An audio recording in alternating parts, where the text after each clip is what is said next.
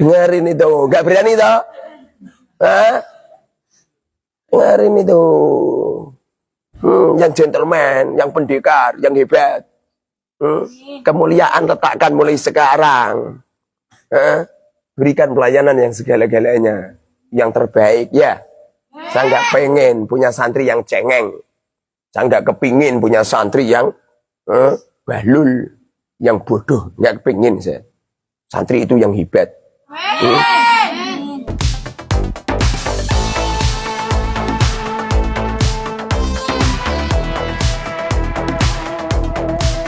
Bismillahirrahmanirrahim.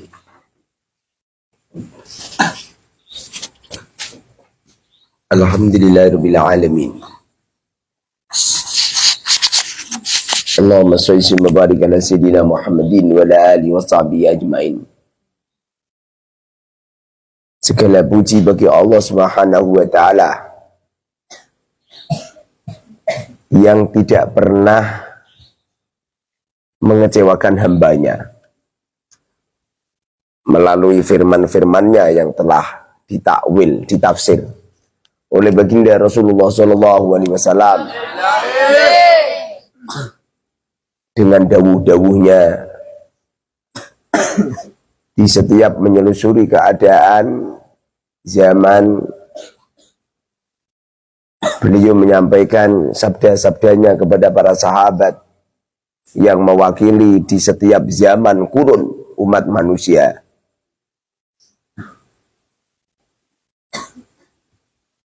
Yang Allah Subhanahu wa taala menekankan kita, memerintahkan kita melalui malaikat Jibril, melalui semua yang dikatakan oleh Rasul Shallallahu Alaihi Wasallam. Tiada yang diperintahkan oleh Allah kepada kita kecuali liibadatihi, kecuali pengabdian kita kepada Allah Subhanahu wa taala. Tidak ada sebuah percakapan, perbuatan, pergerakan yang dilakukan oleh seorang hamba yang paling diridho oleh Allah Subhanahu wa taala kecuali pengabdian seorang hamba kepada Allah, menghabiskan waktu-waktunya untuk beribadah kepadanya. Di saat ada sebuah perbuatan, pergerakan, bahkan pendidikan yang dilakukan oleh seorang hamba, namun jauh dengan tuntunan-tuntunan Allah dan Rasulnya, kecuali orang itu akan kecewa dan akan dikecewakan oleh Allah. Orang itu akan sesat dan disesatkan oleh Allah. Mereka akan mendapatkan sebuah zaman, mereka akan menyesal yang tidak akan bisa dikembalikan. Keilmuan yang dipelajari oleh seorang hamba yang paling utama dan diutamakan dan menjadi sebuah keilmuan yang menjadikan dia mulia di dunia hatta akhirah, yaitu ilmu agama, ilmu yang mendidik seorang hamba semakin paham tentang kehambaannya, semakin paham kalau dirinya adalah seorang hamba saya, semakin paham kalau dirinya adalah seorang abdu. Lalu mereka melakukan kehambaan itu untuk mengabdikan dirinya kepada Allah dan untuk melayani umat sebaik-baiknya. Apa kita tidak tahu mereka-mereka yang nuruti hawa nafsunya, mereka-mereka yang mengikuti keinginannya, terus mereka mengambil ilmu-ilmu syaitoninya, ilmu-ilmu nafsuninya, ilmu-ilmu yang menjadikan dirinya semakin jauh kepada Allah, ilmu yang tidak kenal dengan halal haram, ilmu yang menjadikan dia kumpul antara laki dan perempuan, ilmu yang menjadikan mereka dekat dengan kemaksiatan yang akan mengantarkan dirinya di jurang lembah neraka. Sesungguhnya mereka itu adalah orang-orang yang bunuh diri. Saat ini mereka senyum, terus mereka bahagia, terus mereka pede dengan bisa memboncengkan seorang cewek yang tidak mahramnya, seorang cowok yang mereka itu adalah ajnabi. Mereka bangga, bersukaria. Mereka ada di sebuah perkampusan yang tidak kenal halal haram. Mereka ada di sebuah pendidikan yang tidak mengenalkan dirinya antara dirinya kepada Allah. Bahkan semakin memungsuhi Allah, menjadikan Allah semakin murka. Lalu mereka bangga dengan wisuda-wisuda yang selalu menjauhkan dirinya kepada Allah, mendapatkan secari kertas, merasa kertas inilah yang mengantarkan kemuliaan dirinya. Kemudian mereka berebut, terus berebut untuk mendapatkan duniawi, mendapatkan pangkat derajat duniawi. Kemudian mereka duduk di sebuah kursi. Di saat mereka keroyokan, mereka berebut antar manusia. Tidak sedikit mereka berebut kursi itu, merebutkan antara dirinya dan teman-temannya. Jiwa mengalah, mereka dicabut nama Allah Subhanahu wa taala. Sudah tidak kenal namanya al-ithar bidunya mustahab. Tidak kenal namanya mengalah, urusan dunia disunahkan, tidak kenal. Mereka memamerkan foto-foto mereka di pinggir-pinggir jalan.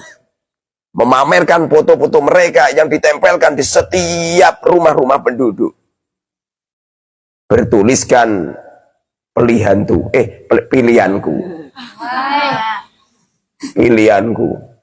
Terus mengobrol visi dan misi. Kemudian mereka alhamdulillah atas puji yang telah diletakkan oleh Allah kepadanya, menjadi kepala desa, menjadi camat, menjadi bupati, menjadi wali kota, menjadi gubernur, menjadi DPRD, menjadi menteri, menjadi presiden, menjadi polisi, menjadi polsek, polres, menjadi polda, menjadi polri, menjadi pejabat-pejabat, menjadi pegawai negeri. Seakan-akan setelah mendapatkan predikat-predikat manusia itu, segala-galanya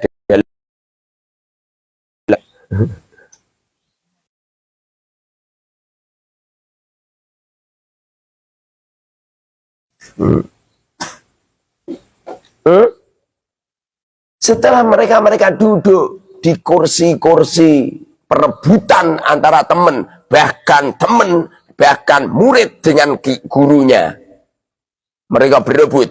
Setelah mereka duduk di sebuah pangkat derajat dunia, setelah 5 tahun mereka lengser paripurna. Setelah itu berebut lagi, berebut lagi. Dan gak sedikit mereka telah di PHK.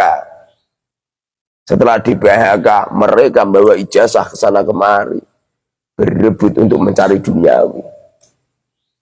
Terus berebut. Nyampe, Masya Allah, dia melupakan dirinya, bahwa dirinya adalah seorang hamba. Lupa dia kalau dia seorang hamba. Permusuhan terus mereka tebarkan, merasa dirinya adalah segala-galanya. Berbagai cara mereka lakukan untuk mematahkan musuh-musuh mereka. Kemudian mereka duduk menjadi seorang bupati, semisal. Berbagai cara, laporan-laporan fiktif yang dilaporkan kepada umat. Umat pun tidur nyenyak, tidak tahu apa yang dilakukan pemimpin-pemimpin mereka. Coretan-coretan di atas kertas. Setiap kali ada proyek, mereka memotong 10%. Memotong ini itu. Sebuah kesombongan, kecongkaan yang terus mereka abadikan. Kenapa bisa seperti itu? Jawabannya yang asli cuma satu. Mereka tidak memahami ilmu agama ini dengan baik. Kenapa bisa seperti itu? Mereka mahabbahnya kepada Allah dan Rasulnya yang terkikis di dalam kalbunya. Yang ada adalah harta benda. Yang ada adalah pangkat derajat. Kemudian tidak kenal namanya adik, kakak. Tidak kenal namanya kedua orang tua. Tidak kenal namanya saudara. Bahkan tidak kenal kalau mereka itu adalah temannya. Di saat mereka sekolah ataupun mondok. Karena yang ada di otaknya itu adalah keuntungan duniawi. Keuntungan duniawi dan pangkat derajat duniawi. Teman-teman yang dimuliakan oleh Allah Subhanahu wa taala. Di saat pondok pesantren, santri-santri sudah enggan memahami ilmu agama. Mereka duduk di pondok hanya sebuah kos-kosan. Untuk menunggu secarik kertas.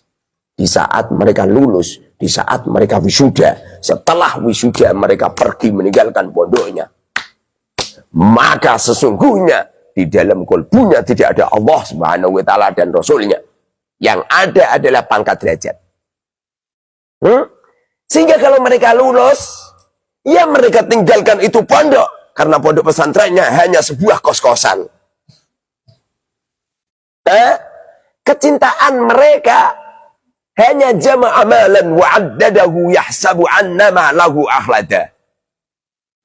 Cita-cita mereka itu hanya mengumpulkan harta sebanyak-banyaknya, rumah yang mewah megah. Terus mereka kumpulkan itu mobil-mobil yang kinclong, perhiasan istri yang masya Allah nyampe tangannya nggak bisa menggelok. Kalau jalan masya Allah, kalung-kalung mereka yang mereka hiaskan di setiap leher-leher mereka. Aset-aset mereka yang terus mereka ngumpulin harta benda sebanyak-banyaknya. Mereka menghitung-hitungnya, merasa harta benda mereka lah jaminan untuk keselamatan, jaminan untuk mengabadikan dirinya, tidak akan bertekuk lutut kepada Allah Subhanahu wa taala. Kalla saya'lamun, summa kalla saya'lamun. Engkau akan tahu akibatnya. Enggak benar itu. Kita orang ini mondok memahami ilmu-ilmunya Allah Subhanahu wa taala untuk mengenalkan diri kita, semakin tahu bahwasanya kita ini seorang hamba. Tugas kita adalah mengabdikan diri kita kepada Allah Subhanahu wa taala. Tugas kita adalah meletakkan hamba sahaya yang terletak pada diri kita, kemudian kita mampu untuk berkhidmah kepada orang, untuk berkhidmah untuk memilihkan orang lain yang terbaik. Memilihkan orang lain yang terbaik, memberikan pelayanan yang luar biasa, tidak pernah menuntut ini itu, tidak kenal namanya dibully sama teman. Justru di saat orang ini dibully sama teman, mereka ridho, mereka ikhlas, memandangkan pandangannya, pikirannya, hatinya kepada temannya, ainur rahmah dengan pandangan kasih sayang. Alhamdulillah kamu yang dibully, bagaimana jika kamu yang membuli? Alhamdulillah kamu yang didolimi, bagaimana kamu yang mendolimi? Alhamdulillah uang kamu dicuri sama teman kamu, bagaimana kalau Allah gantikan kamu menjadi pencurinya? Sekali-kali berpikir yang rasio, berpikir yang masuk akal. Alhamdulillah. Alhamdulillah mereka menghina kita. Bagaimana jika dibalik sama Allah kamu yang menghina? Paham? Alhamdulillah kita yang dikalahkan. Bagaimana kalau kamu ditakdirkan sama Allah menjadi orang yang mengalahkan? Teruskan, oleh kamu tidak betah di pondok, alasannya dibully sama teman. Teruskan, oleh kamu tidak betah di pondok, alasannya kamu disakiti sama teman. Teruskan, bagaimana seorang pendekar di saat mereka dibully semacam itu, diberi ujian sama Allah Subhanahu wa taala seperti itu, kemudian mereka mundur. Pendekar yang benar-benar pendekar adalah mereka yang berani berdiri di atas kaki satu, berdirinya di atas duri. Mereka diperintahkan oleh gurunya untuk berdiri di atas kakinya, di atas duri. 3 tahun lamanya. 2 tahun lamanya. Yang dipandang Allah Subhanahu wa Ta'ala bukan harta benda.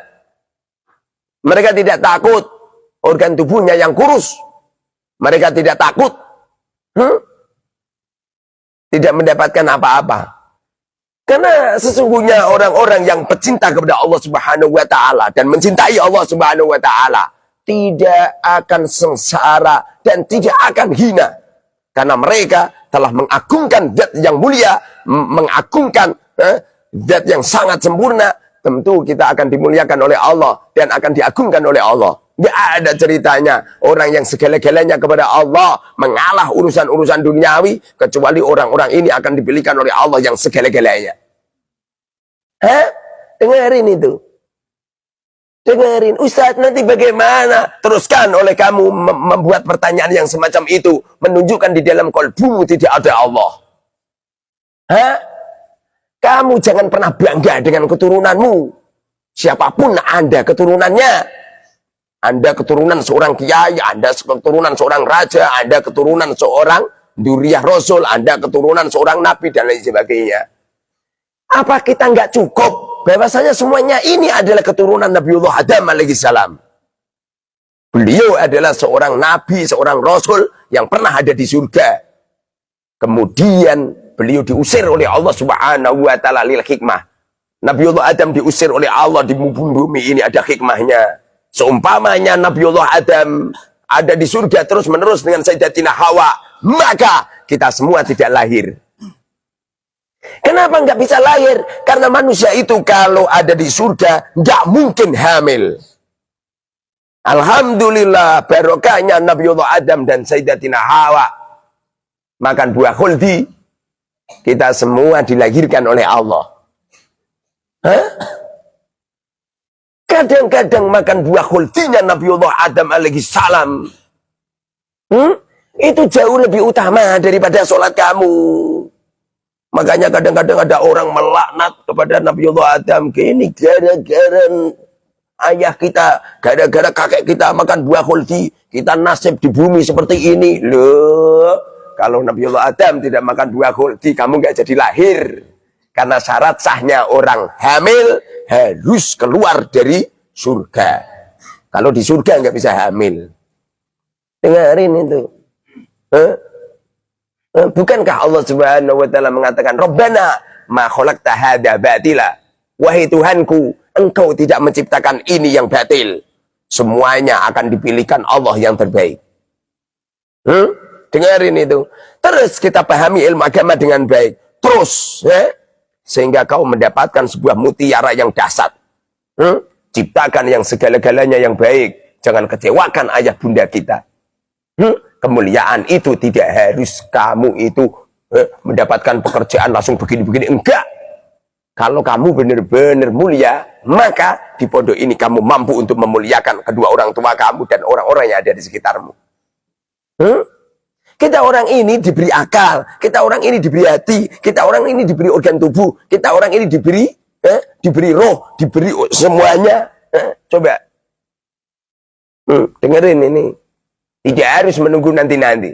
Barang siapa yang menunggu kemuliaannya, nunggu nanti kalau sudah boyong, maka sesungguhnya orang ini tidak akan mulia selama-lamanya.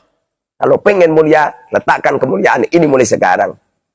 Semoga saja kita diberkahi sama Allah Subhanahu wa Ta'ala. Jangan pernah ragu dengan ilmunya Allah. Gak bener itu. Ustaz, nanti bagaimana? Kok bagaimana? Nanti kalau sudah lulus bagaimana? Saya lulus dari sana, tak robek itu ijazah. Ini yang menjadikan saya menjadi hina. Bagaimana tidak hina? Setelah saya punya ijazah, lalu saya ngelamar pekerjaan, kerja di Indomaret semisal, jadi budak saya. Setelah saya punya ijazah, calon lurah semisal, menjadi kepala desa, jadi budak saya. Setelah saya punya ijazah, calon presiden semisal, jadi presiden, jadi budak saya. Tapi kalau ijazah itu saya robek, maka yang akan mengukir sejarah saya tidak ijazah, tapi akhlak yang mulia, keilmuan yang baik, pengabdian diri kita kepada Allah, dan pengabdian pelayanan kita kepada makhluk-makhluknya. Dengerin itu. Jangan mengandalkan ijazah. Silakan Anda sekolah. Sekolah untuk menuntut ilmu. Jangan pernah sekolah dalam rangka untuk mencari ijazah. Nanti kalau kamu pikiran kamu ijazah, maka setelah lulus, bentuk wajahmu itu mengkotak. Dengerin itu. Kalau sekolah, niat sekolah dengan baik. Pelajari ilmu dengan baik. Jangan kecewakan kedua orang tua kita. Jangan kecewakan guru kita. Enggak benar itu. Apalagi mereka-mereka yang Masya Allah ya. Guru-guru sekolahan itu rata-rata ngajar karena duit. Kalau mereka benar-benar ngajarnya karena keilmuan murid, aku yakin mereka berani ngajar di saat murid-murid tidak masuk. Kenyataannya, di saat murid tidak masuk, dia juga tidak masuk. Gitu kan, dengerin itu. Dengerin, kalau memang benar-benar mereka ngajarnya karena Allah, mereka tidak akan menuntut di saat santrinya, muridnya tidak iuran. Bagaimana jika ada seorang murid yang tidak iuran? Nurak, narik, nurak, narik, nurak, narik. Apa bedanya mereka dengan debt collector? Apa bedanya mereka dengan bank detail yang setiap hari datang ke tempat-tempat warga? Tidak ada bedanya. Gitu Kang, dengerin ini. Jangan segala-galanya itu dengan nanti kalau kamu sudah wisuda, seakan-akan segalanya. Tetesan air matamu di saat engkau di wisuda, itu tetesan air mata pembohong. Pembohong itu. Enggak. Pembohong itu. Cara untuk membalas budi kedua orang tua kita tidak seperti itu. Kadang-kadang tampilan seni di atas panggung yang keluar dari syariat, lelaki perempuan yang dicampur. Kadang-kadang ada sebuah wisuda, muridnya sudah sanawi, sudah aliyah, salaman sama Pak Guru dengan mencium tangannya. Kamu tidak berani untuk mengatakan itu haram. Dengerin itu. Robek itu ijazah. Kalau memang benar-benar kamu ikhlas untuk menimba ilmu. Enggak berani toh kamu lulus merobek ijazah. Dengerin itu, enggak berani toh. Dengerin itu. Yang gentleman, yang pendekar, yang hebat. Kemuliaan letakkan mulai sekarang. Berikan pelayanan yang segala-galanya, yang terbaik ya. Saya nggak pengen punya santri yang cengeng. Saya nggak kepingin punya santri yang bahlul, yang bodoh. Nggak kepingin saya. Santri itu yang hebat. Ini ada tamu 2 bis. Beri pelayanan yang bagus. Tempatnya itu yang bagus. Kita yang ngalah. Walaupun kabar digunakan semua, nyampe kajian nggak ngaji, nggak masalah demi orang lain. Masya Allah. Ini satir diletakkan di situ, ditata yang rapi, yang bagus, kipas diletakkan di sana. Yang luar biasa. Berikan yang segala-galanya gitu. Sayang disayang, kamu itu orang poleng. Semuanya kamu itu nggak poleng, tak sulit tidur di sini semua. Kamu-kamunya biar ditempati gitu. Cuma rata-rata orang seperti itu. Dengerin itu. Ya. Yeah. Saya nggak perlu untuk komentar banyak-banyak. Yang penting, yang pasti ada pondok pesantren, sekolah hanya lebih maju daripada pondoknya, pertanda pondok pesantren gagal produk. Tapi di saat ada pondok pesantren, santri yang mondok lebih banyak daripada santri yang sekolah. Ini yang dibanggakan oleh Rasul. Masya Allah. Ini yang menjadikan Rasulullah senyum melihat kita. Panji-panji Rasulullah berkibar di pondok itu. Saya punya sekolahan. Saya nggak pernah meneliti sekolahnya bagaimana. Saya punya sekolahan, saya punya yayasan. Jangankan meneliti, menerima uangnya saja saya nggak mau. Saya nggak mau ya, nggak mau. Itu kira-kira itu dalamnya gimana yang saya nggak mau melihat. Saya nggak pernah mau melihat. Nanti kalau waktunya sekolah santri masih tidur apa sudah berangkat, saya juga nggak mau tahu. Tapi kalau ngaji waktunya ngaji kamu nggak berangkat, tak peres kau, tak peres bajumu. Dengerin ini, ya. Semoga manfaat barokah. Wallahu a'lam bishawab.